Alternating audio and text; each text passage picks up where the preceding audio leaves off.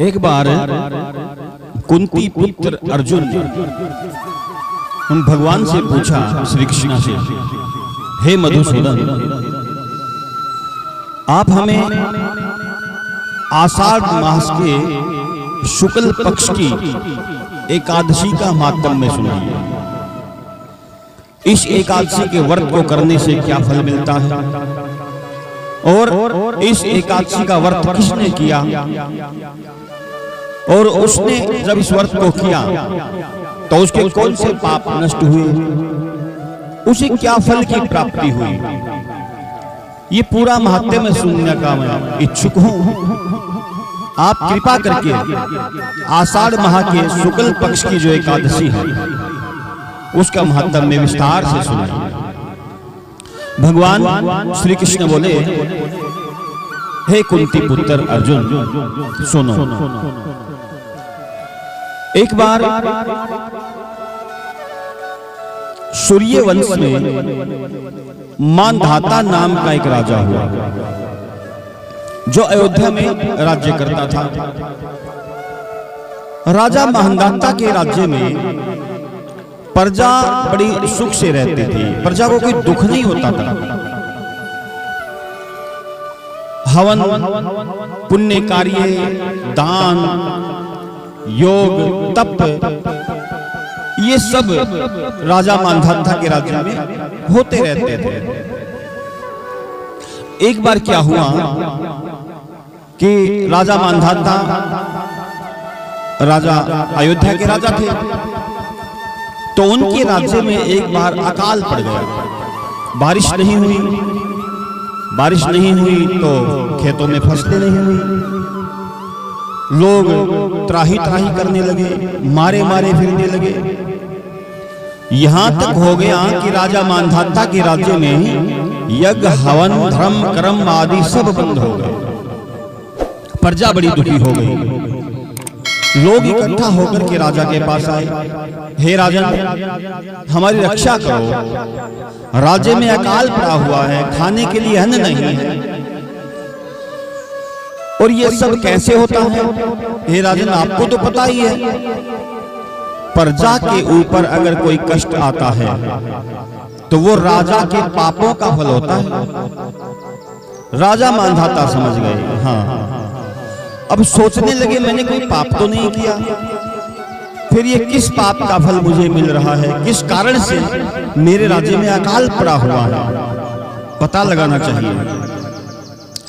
हे अर्जुन, राजा मानधाता अपने 2-4 सैनिकों को लेकर के और जंगल की तरफ गए।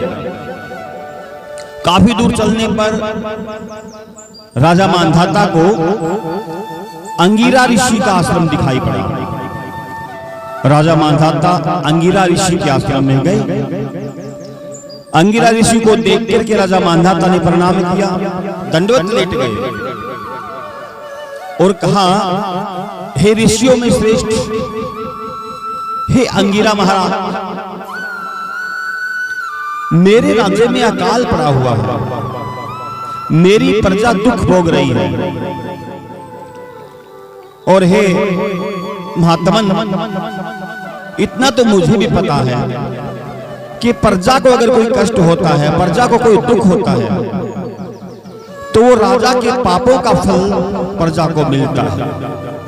लेकिन मुझे तो कुछ याद नहीं आ रहा, मैंने कौन सा पाप किया, मेरे किस कर्म का फल मेरी प्रजा को मिल रहा है।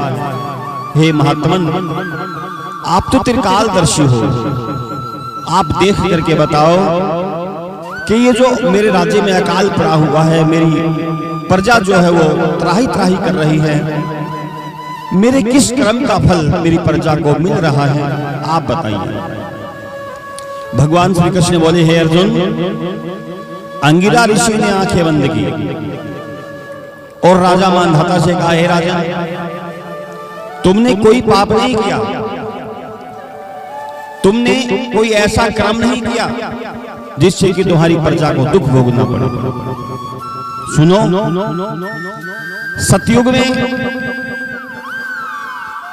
तप करना, हवन करना, यज्ञ करना, ये केवल ब्राह्मणों का काम है। और हे राजन, तुम्हारे राज्य में इस समय एक शूद्र तप कर रहा है, बस उसी कारण से तुम्हारे राज्य में यह काल पड़ा हुआ है। अगर तुम अपनी प्रजा की भलाई चाहते हो तो उस शूद्र का वध कर दो। अंगिरा ऋषि की बातें सुनकर के राजा मांधाता ने कहा, हे ऋषिवर, उस निरपराधी का वध मैं क्यों करूं?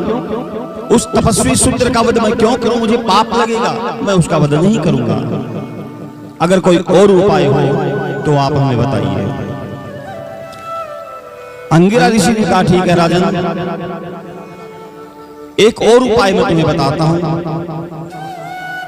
आषाढ़ माह के शुक्ल पक्ष की एकादशी, जिसका नाम देवशयनी एकादशी है,